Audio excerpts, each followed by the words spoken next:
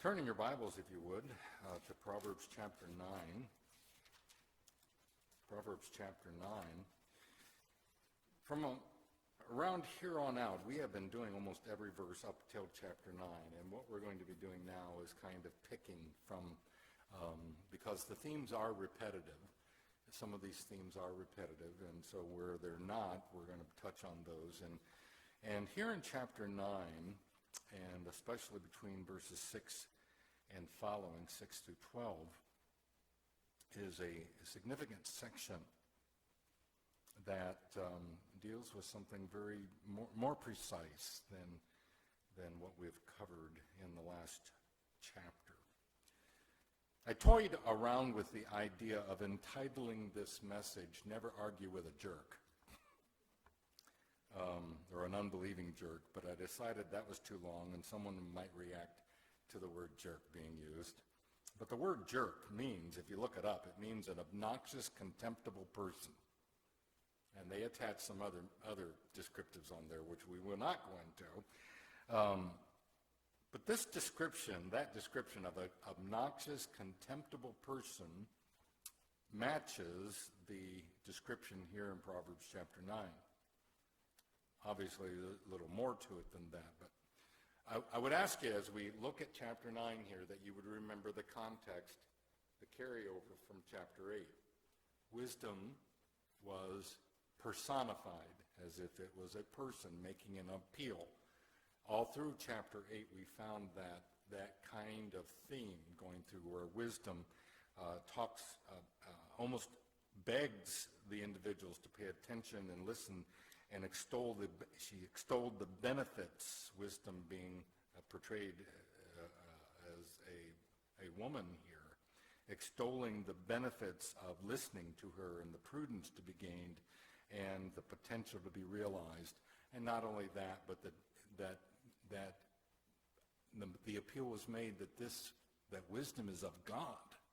This is something that is an attribute of God that we can have.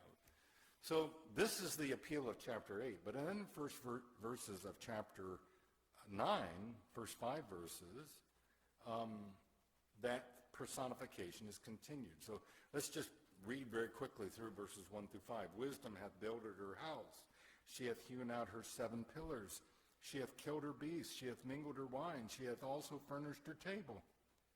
She hath sent forth her maidens. She crieth upon the highest places of the city. Whoso is simple, let him turn in here. As for him that wanteth understanding, she saith to him, Come, eat of my bread, and drink of the wine which I have mingled. So there's this, like an invitation to a feast, if they'll but respond.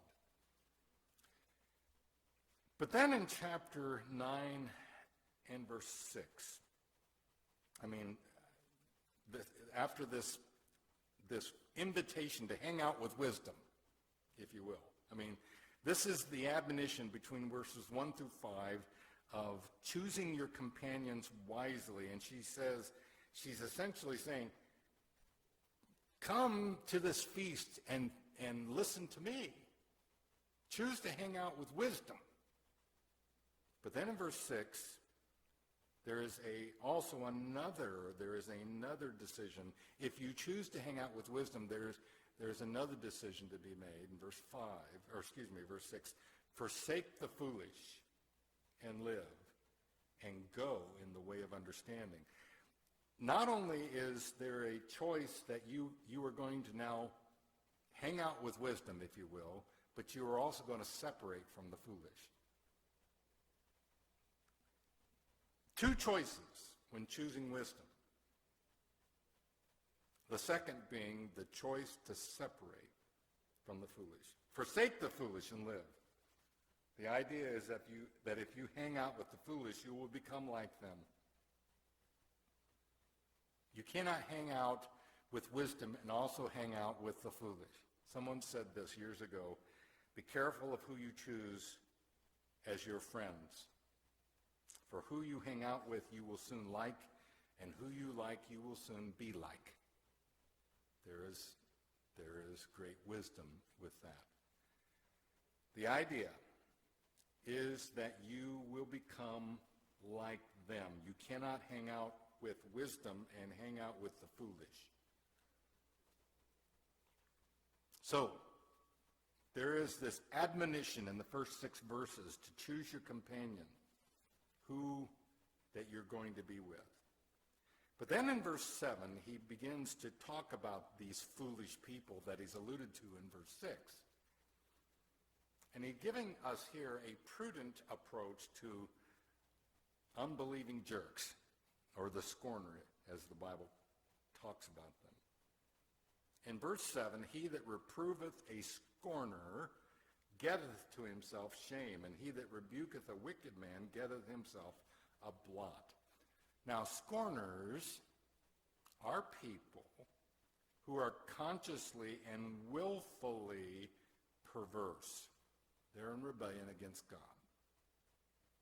They choose the path of evil over the path of righteousness. They are excluded from the banquet that wisdom is offering. Hence, the contrast: forsake the foolish and live. Come to where I am at, so you can go and have understanding. Go in the way of understanding. But the scorner doesn't come to that banquet. The scorner, when he is rebuked or when he is reproved, and we'll look at that just in a moment, but the idea there is that you're correcting that individual. Reprove means to instruct with the goal to correct. And the scorner reacts negatively to that. And so what the writer under inspiration is saying is, understand the consequences of confronting a closed mind. You're squandering effort doing that. Hence, reprove not a scorner, or rebuke a wicked man.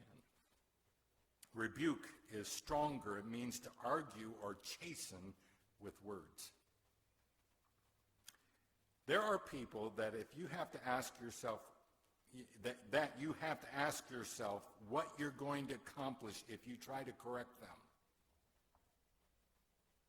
Because in many of these people's cases, you are going to be just absolutely wasting your time.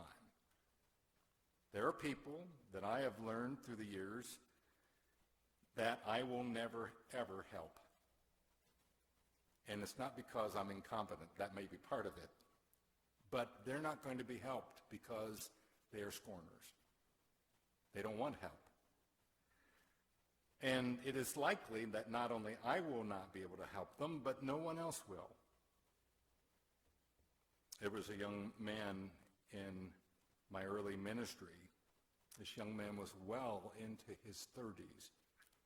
He was the adopted son of a pastor friend of mine. I did not know all of his background when I first came to that ministry, but I found out very, very soon that he was not only a liar, but he was a thief.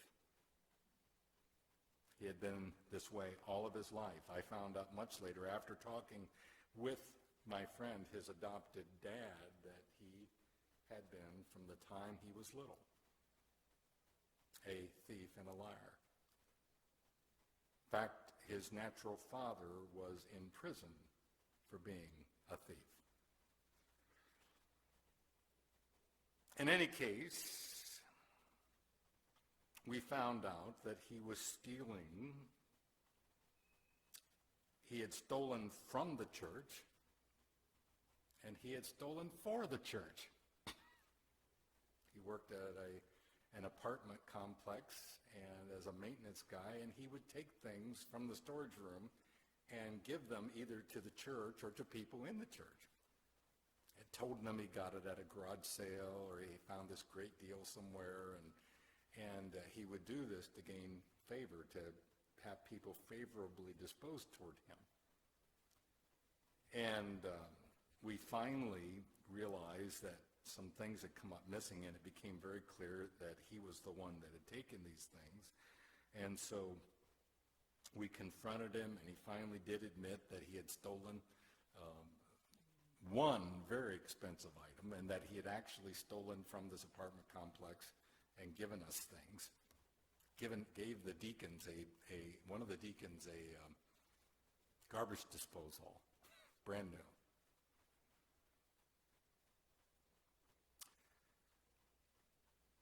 So, like I said, the short version is that we caught him, and we tried to deal compassionately with him, and he would talk and talk and talk.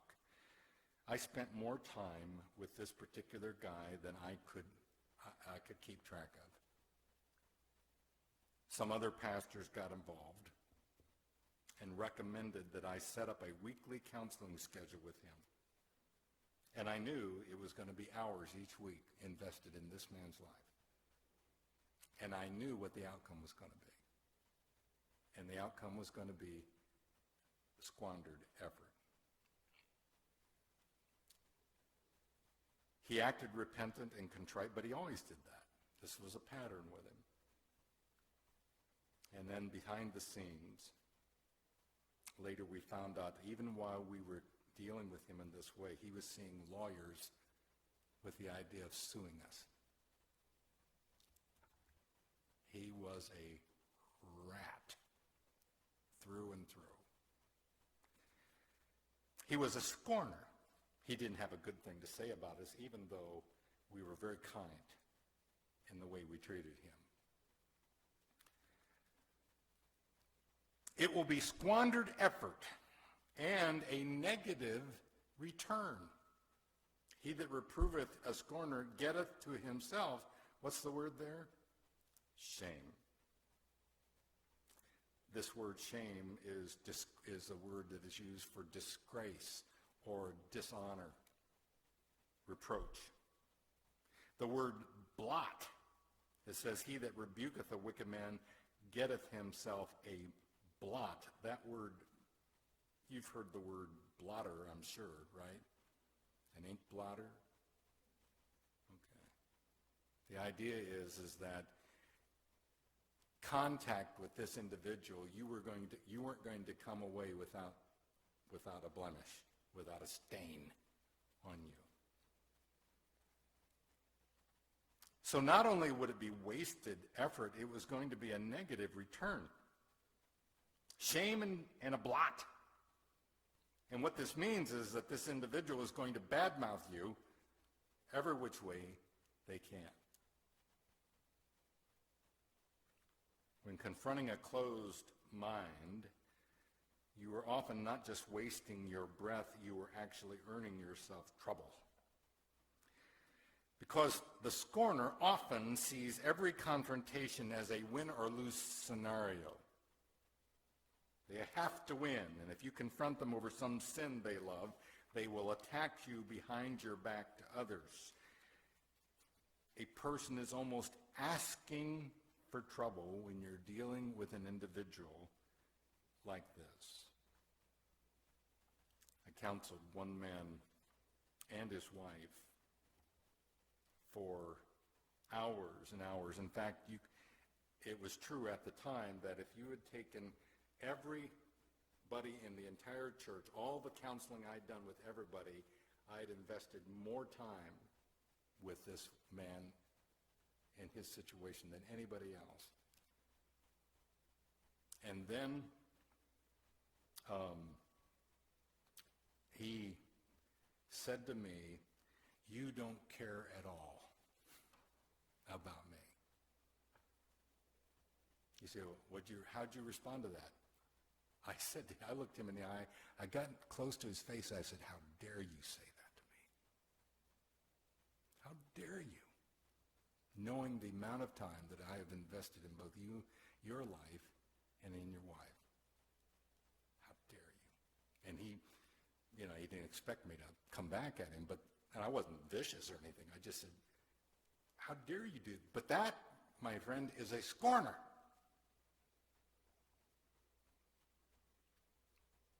The counsel is met with disgrace and a blot. Dealing with such people, you're almost asking for trouble. He says in verse 8, rebuke not a scorner, lest he, what? Hate thee. The idea is that he responds to the counsel or to the instruction with hate for the one who's given it to them. Understand the consequences when you are dealing with such a person, and take a judicious approach to them. Do not argue with a scorner. Reprove not a scorner, lest he hate thee. Someone said this: never argue with someone who believes their own lies.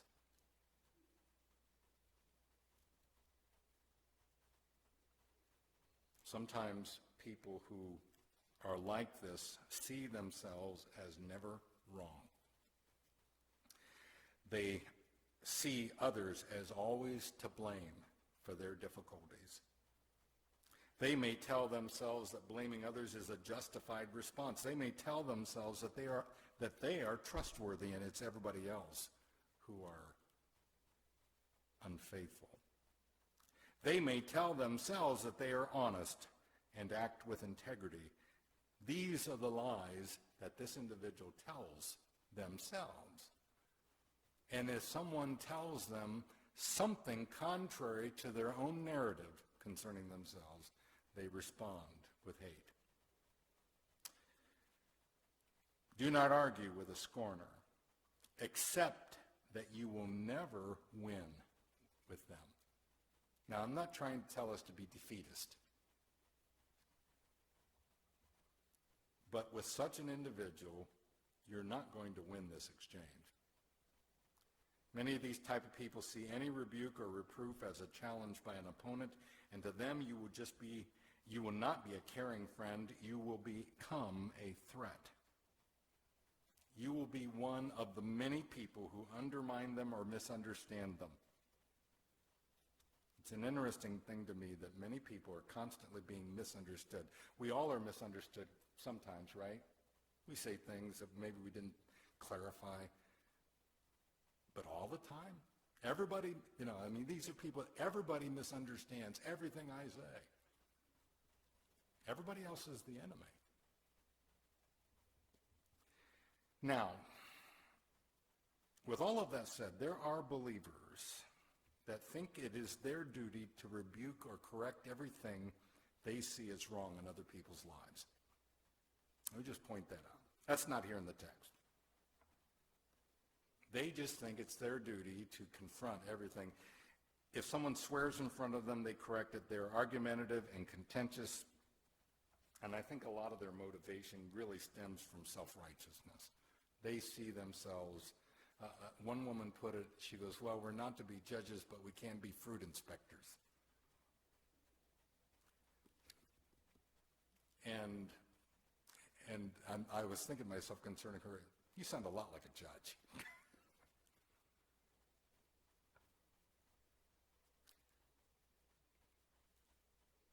Regardless of what's motivating you to correct someone, you're probably not going to win this exchange.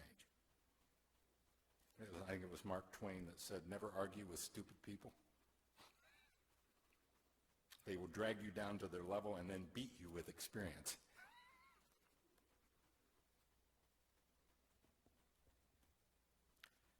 You are probably not going to win this exchange.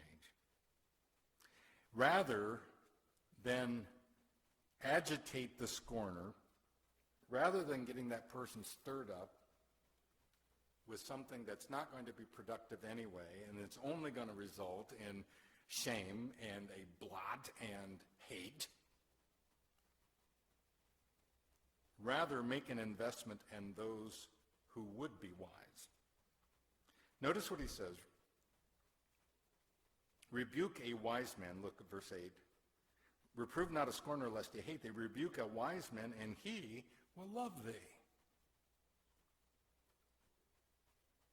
Correct those Instruct those who will appreciate it, is what he is saying. You know, a trait of a wise person is humility. The trait of the scorner is pride. Someone said this: every one of us needs someone to whom we regularly say, "How can I improve?" And then we need to listen. Openness and humility are how we grow. Scoffers are not like that. A scoffer is anyone who never accepts correction. He thinks other people really need his opinions. He's easily offended. He's above other people. And if someone seems to threaten his superiority, he scoffs, he mocks, he mouths off, he denigrates. Correct those who will appreciate it. Invest in those who will accumulate it. Verse 9, give instruction to a wise man, and he will be yet wiser. Teach a just man, and he will increase in learning.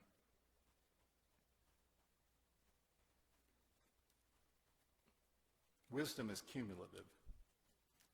And there are people who will build on, they will take what you are offering to them and build upon that in their life.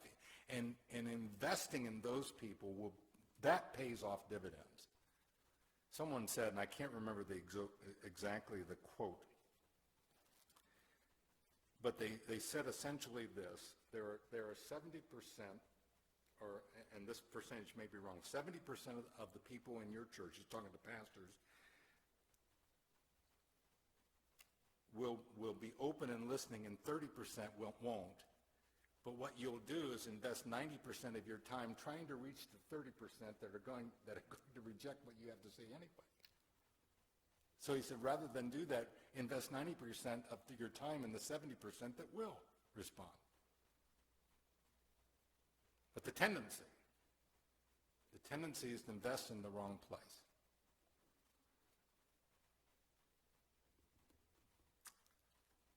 Sometimes this becomes a very difficult thing, especially when it's in the home.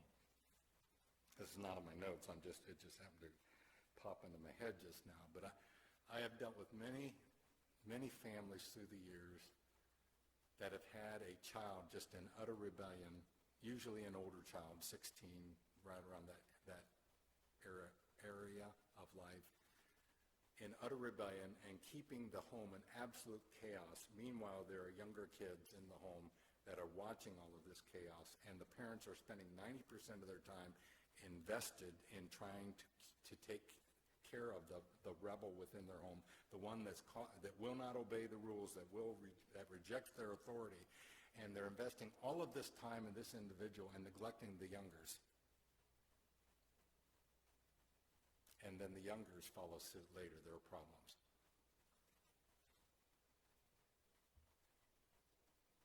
And I've had the, I won't call it the privilege, the dubious privilege of saying, you know, this person is not responding to your authority. Maybe they need to leave. And it's like I have assaulted them in some way. But I pointed out, these youngers are being neglected because you're entirely focused on this individual, and sometimes it's for years.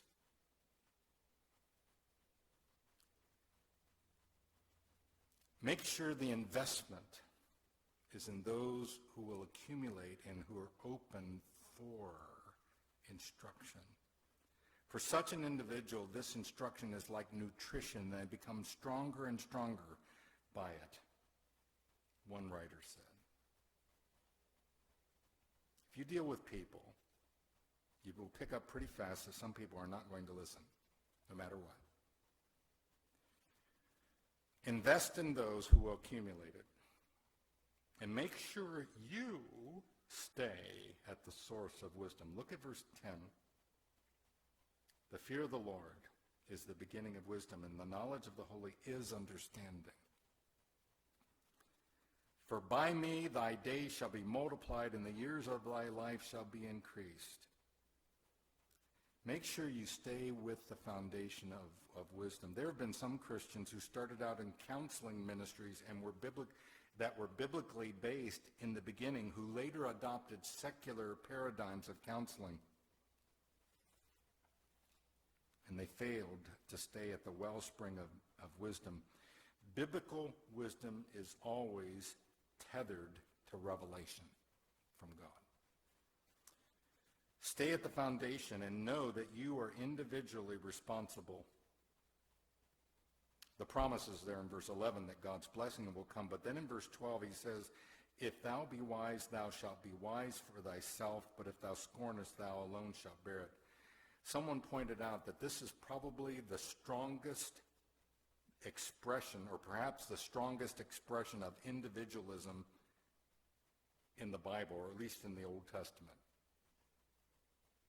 This statement, it's a little hard constructed wise or language wise, but the idea there is that you are the ultimate gainer or loser in this decision about where you're going to get your wisdom. Someone said the conclusion of the matter is expressed by what he calls antithetically parallel ideas. Wisdom rewards the wise, but mockery suffers alone. He's telling them that your wisdom will reward you. If you are wise, you'll be wise for yourself. This will be something you pursue, but if you scorn, that's your decision too, and you're going to bear that.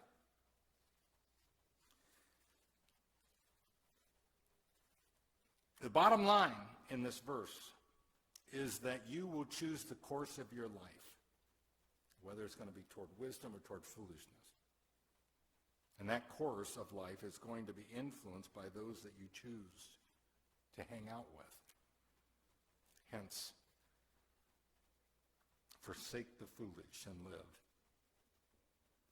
Your associates, I'm going to back to verse 6. Your associates, those that you hang with, will determine a lot of how you look at life.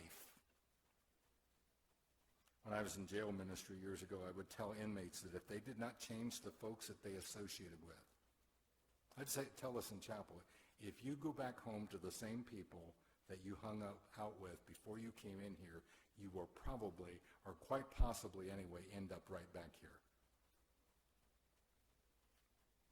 And some of them proved it, because they got out, they'd been there a year, they got out, they did not break those ties with those people, and during my tenure there as jail chaplain, they showed back up in jail again. There's a writer by the name of Paul Hudson. I'm not recommending him, I'm just giving him credit for this article that I had read. I do not know whether he is a believer or not. I rather doubt it. But he was writing about lifestyle choices. And he wrote about the influence of others. And I was a little bit surprised that a secular writer would say this, but this is what he said. The outlook on life that our friends have rubs off on us over time. Realities have this knack for synchronizing when people spend a good amount of time with one another. And then he said this, you are in very large part who your friends are. Now, he's not talking to teenagers, he's talking to all of us.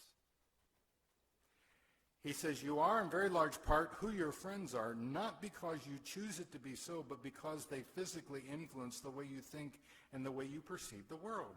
Bad friends are the difference between a great life and I'll use the French term, crêpé one.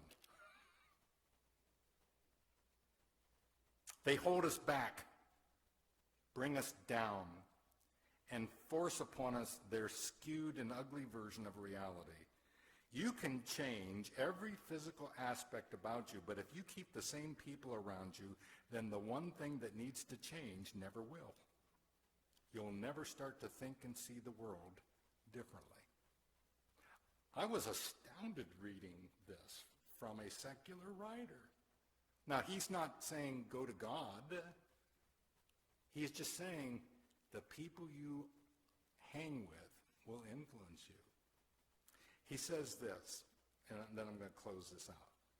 You will remain trapped in the reality bubble that your friends are keeping you in. People usually don't want to let go of their friends because of loyalty, but what good is loyalty when it only hurts those involved? You're likely better off without some of your friends, if not all, and are not doing yourself any favors, but accepting your life for what it is. I was kind of stunned. But right here in chapter 8, wisdom says, hang out with me, feast with me, share abundance with me, and forsake the foolish.